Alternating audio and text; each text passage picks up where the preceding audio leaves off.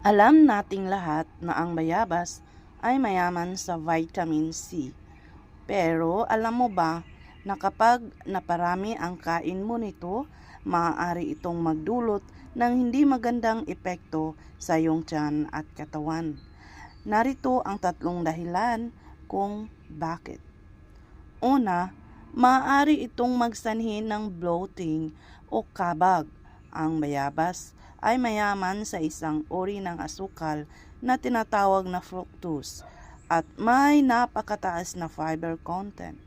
Kapag nasobrahan, nahihirapan ang ating digestive system na itunaw ito agad na nagiging sanhi ng gas sa tiyan. Pangalawa, bantayan ang mga buto nito.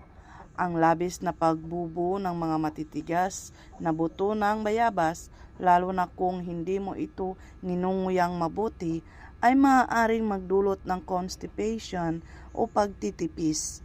Sa mga bihirang pagkakataon, maaari din itong makairita sa appendix.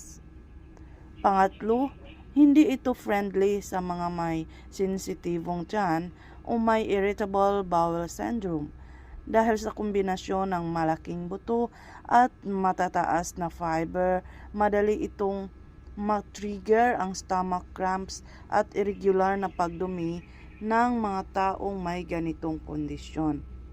Masustansya ang bayabas, basta't wag lang abusuhin at nguyain ng maigi ang mga buto.